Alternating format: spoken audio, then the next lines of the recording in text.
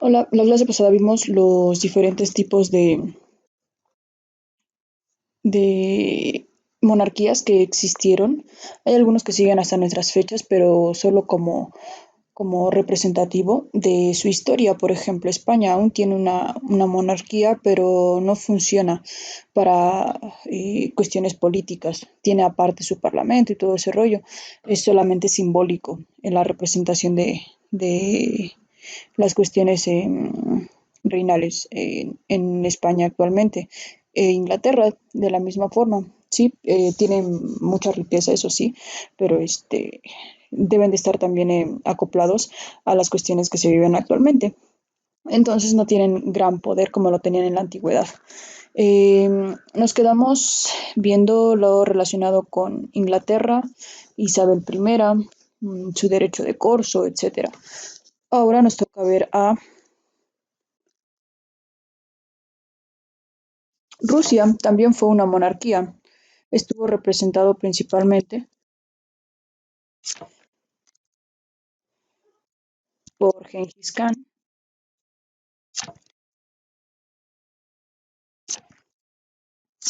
el cual domina Rusia en el siglo XIII. ¿Sale? Rusia estaba supeditada, bueno, controlaba a los mongoles.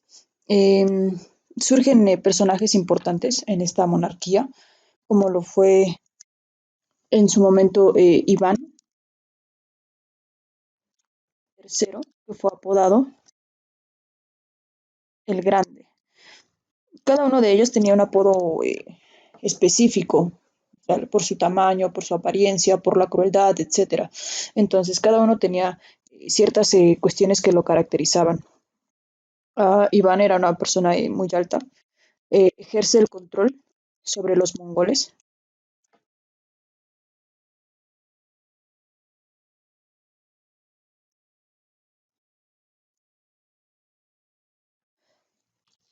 incrementa su territorio y somete a Finlandia y el norte de Alemania. Es decir, en ese tiempo Rusia era como una parte en la que todos podían meterse prácticamente a estar peleando por sus territorios.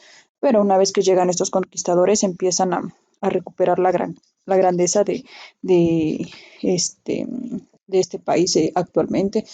Y otro de los personajes relevantes, Basilio III, suenan nombres también como Iván IV, y él fue apodado Iván el Terrible. Eh, ¿Qué era lo que hacía o por qué se ganó ese apodo? Principalmente expulsaba y mataba a los nobles que estaban en su contra. Es decir, tenías una opinión contraria a la de él, terminabas muerto o desterrado. Sometía a los campesinos de una manera cruel. Dominó estados mongoles como Kazán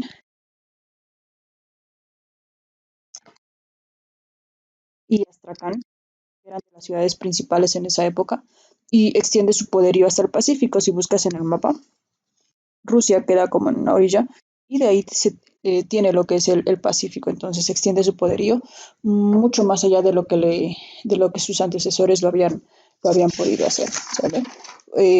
Fue de las monarquías que se fue desvaneciendo poco a poco, pero sí lograron conservar su poderío, ¿sale? Ese es lo último en relación a las monarquías absolutas en la antigüedad. Nuestro siguiente tema es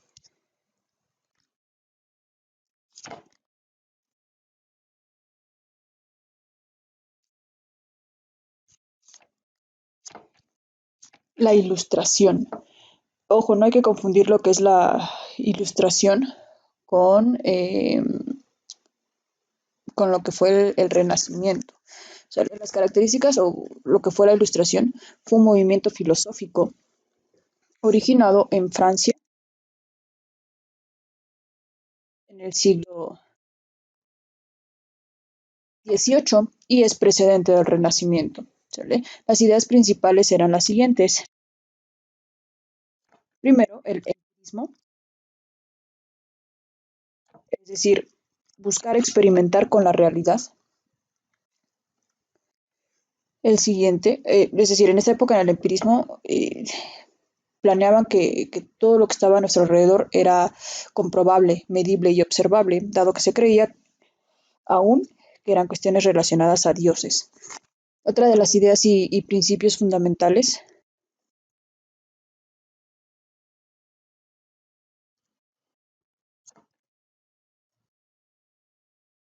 criticismo, es decir, someter a una crítica racional todo el conocimiento anterior. Si se decía que esto había sido creado por alguna deidad suprema, debía ser comprobable. Si no, entonces ese conocimiento simplemente se debería desechar y a partir de ahí crear nuevas ideas para poder investigar cómo es que se podía entender ese fenómeno de manera racional. Otra de las ideas y una de las más importantes fue el deseo de conocimiento,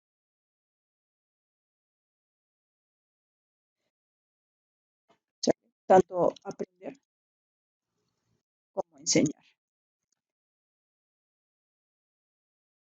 Prácticamente el educarse. El siguiente fue el utopismo,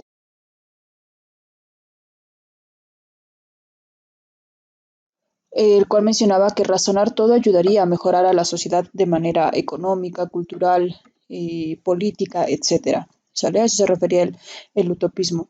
El uso de la razón para poder entender las cosas y crear una sociedad 100% civilizada. El siguiente era progreso y felicidad,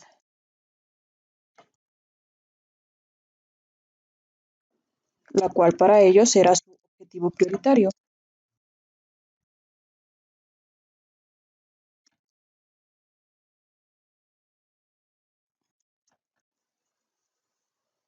así como el reformismo, que hacía referencia a la modernización de la sociedad a través de diversos cambios llamados en ese momento, obviamente, reformas.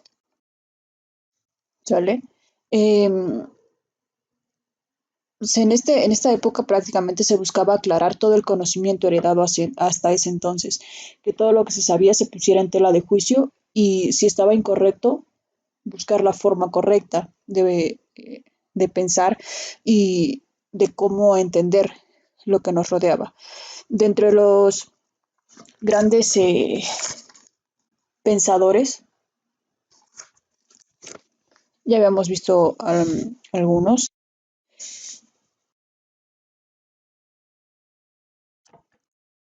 por ejemplo,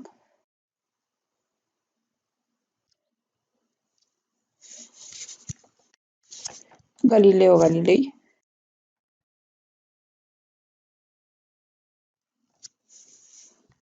famosa frase,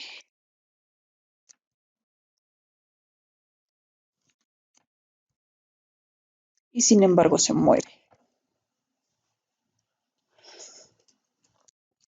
¿A qué se hacía referencia esto? En aquella época, en esa época se creía que prácticamente era la Tierra quien estaba fija en el centro de todo el universo, es decir, nuestra Tierra estaba aquí y alrededor de ella giraban o estaban en movimiento los planetas, ¿sale? De esta forma. Entonces se creía que la Tierra siempre estaba estática. ¿Por qué? Porque la Biblia decía que éramos el centro de todo. Entonces, la Iglesia Católica, como siempre, eh, decía que eso era como estaba, que así era.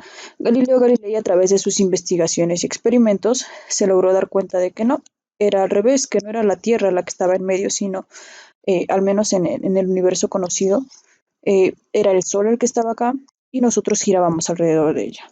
Entonces lo mandaron a juicio, obviamente un juicio unilateral, solo la iglesia tenía el poder de mandar y todo ese rollo. Le dijeron que o se retractaba o pues prácticamente lo mandaban a matar. Se retracta y se dice que una vez saliendo de su, de su juicio, soltó estas palabras y sin embargo se mueve, haciendo alusión de que en realidad era como él lo había establecido. ¿Sale? A Galileo Galilei eh, murió en la soledad, aislado prácticamente, ya no pudo realizar más cuestiones relacionadas a la ciencia, murió rezagado. El perdón se le otorgan, estamos hablando aquí del año 600 en adelante. Entonces, eh, la Iglesia Católica la Iglesia Católica aceptó su error en el año 2013, creo que un poquito tarde, pero bueno, ya habían hecho lo que habían hecho con el señor Galileo Galilei. Otra de las mentes brillantes, Isaac Newton, con su famosa gravedad.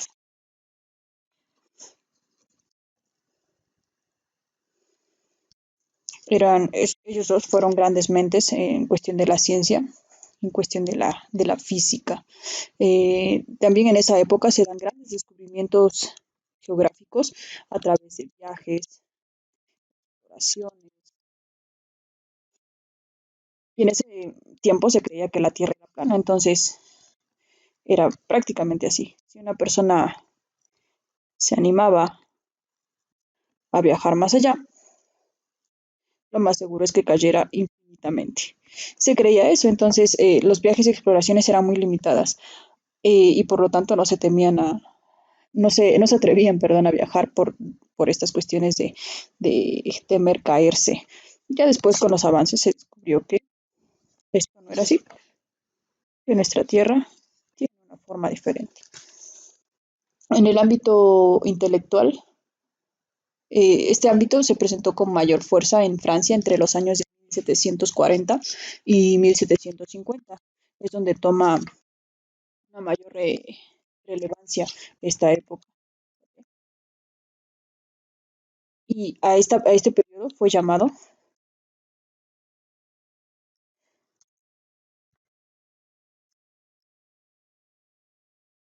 siglo de las luces. ¿Sale? Por los grandes descubrimientos, el quitarse esas cadenas que se habían impuesto gracias a la ignorancia, el tratar de saber más, de conocer, de buscar, etcétera. Las características de la ilustración tenemos principalmente estas. Primero, naturaleza. Empezaron a establecer el amor hacia la naturaleza, cuidar todo aquello que estaba a nuestro alrededor, la razón, con el cual se guiaba para estudiar el funcionamiento de las leyes de esta misma naturaleza, igualdad,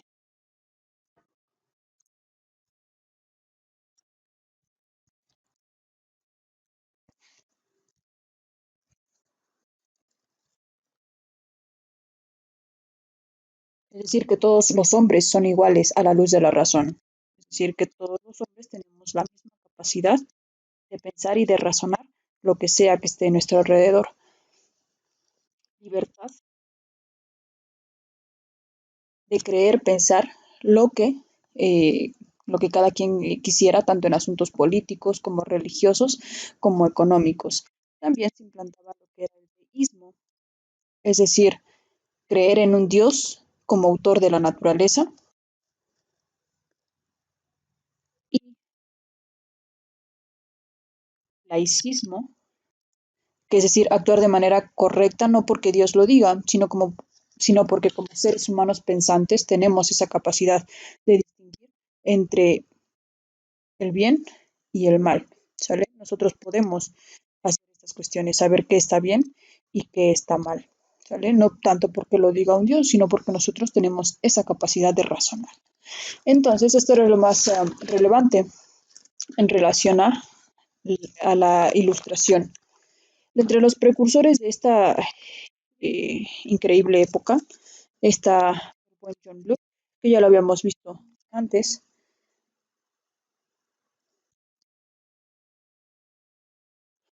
quien planteaba una división del gobierno en dos grandes poderes. En esa época recuerden que era una monarquía, entonces el plantear tan solo la división de poderes o el, la baja del poder del rey era como algo súper genial. Planteaba la división de poderes en legislativo, que se iba a encargar de crear leyes y lógicamente era representado por la mayoría. y el Ejecutivo, quien iba a limitar,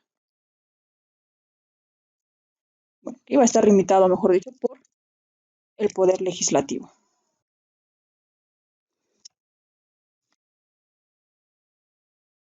Tenía ciertas cuestiones administrativas el Ejecutivo, pero también podía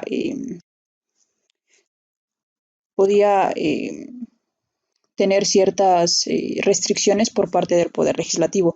Esto que iba a pretender que el poder no se concentrase en una sola persona. Entonces, y así ya no existía lo que es la tiranía. Es uno de los autores que empieza a hablar de las cuestiones relacionadas con la propiedad privada. En esa época, si tenías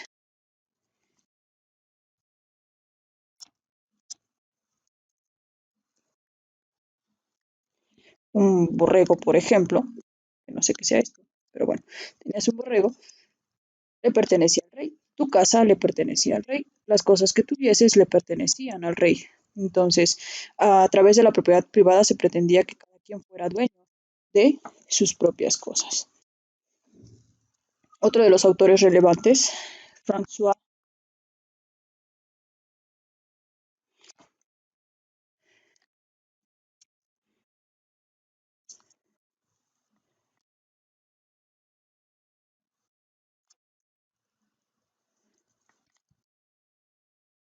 François Marie Arouet, mejor conocido como el Voltaire. De las cosas destacables que hizo el señor Voltaire, eh, defensa de los derechos del hombre. Sí mencionaba que Dios era el creador del universo e inicia con un movimiento del mismo, pero no interviene después. Realiza eh, el reloj.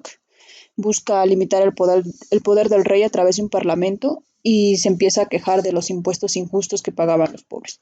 Una de las cuestiones es que tanto esta persona como este de aquí arriba eran personas ricas, no tenían por qué estar realizando todas estas cosas, pero realmente les importaban las personas. Una de las frases más representativas del señor Voltaire era: no estoy de acuerdo con lo que dices, pero defenderé con la muerte tu derecho a decirlo. Es una frase muy representativa de él.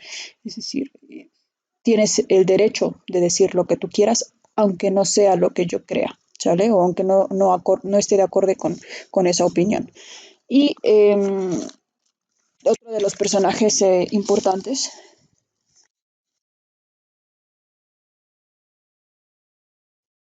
George Louis de Secondat, señor de la Brea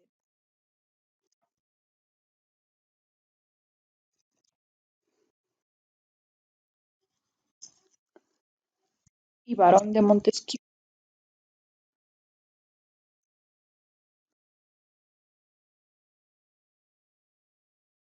Ese era todo su nombre, Charles Louis de Secondat, señor de la Brea y barón de Montesquieu. Para los cuates será solo barón de Montesquieu. Fue miembro de la nobleza francesa, propone la división de poderes de manera tripartita, es decir, ya no en dos como el señor de aquí arriba, sino en tres grandes poderes que se limitasen entre ellos. El legislativo o parlamentario, que era su función era elaborar las leyes, el ejecutivo, que estaba a cargo del monarca, y la judicial, que eran los jueces administrativos, la justicia, etcétera. ¿Sale? Si se dan cuenta, es muy similar a lo que tenemos en nuestros días aquí en nuestro país.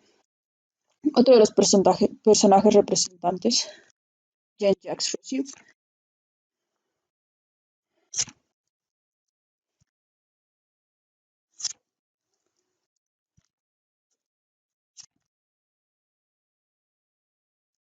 El señor Rousseau decía que todo hombre debía de poseer los derechos naturales. ¿Cuáles eran los derechos naturales? El derecho a la vida, a la libertad, eh, a la propiedad, aquellas cuestiones que son inherentes al ser humano.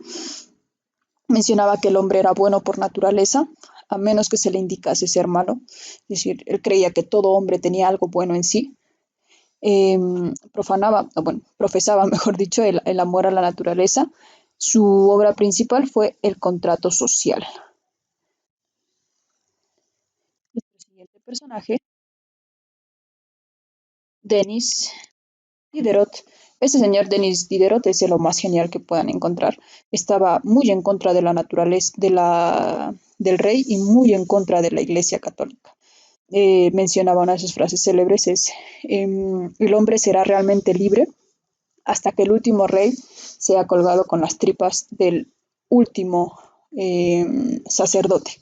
Entonces, prácticamente realizaba una crítica a la sociedad corrupta y un rechazo total a las religiones. Así que, estrellita para el señor Diderot. Y el siguiente es el señor François Quesnay.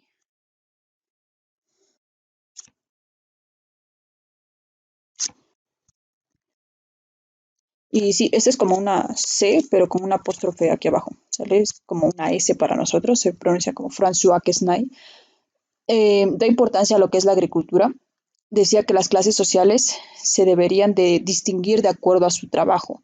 Valemos lo que producimos o lo que trabajamos. ¿Sale? Si produces tanto, entonces ese es tu valor. En cambio, si produces tanto, este es tu valor. Según para el señor François Quesnay. Dividía las clases en tres grandes sectores. La clase productiva, la cual estaba conformada por los agricultores y todas las actividades agrícolas que estos realizaban. El segundo,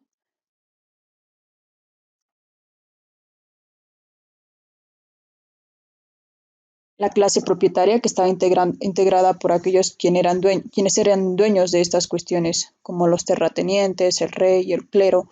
Y por último, la clase estéril,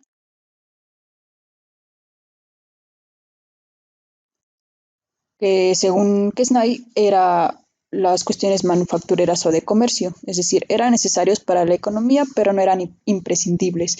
Es decir, si no hubiese eh, comercio o no hubiese manufactura, personas que elaboraran ciertas cosas, una mesa, una silla, pues nada, no habría mayor repercusión. En cambio, si dejan de producirse alguna cuestión relacionada a la agricultura, ahí sí habría un gran problema. ¿Vale? Entonces son de los pensadores más representativos en lo que fue la ilustración. Hasta aquí nuestro tema de la ilustración. Nos leemos por Watts, toma nota de lo más relevante, que es casi todo prácticamente, y nos leemos por Watts.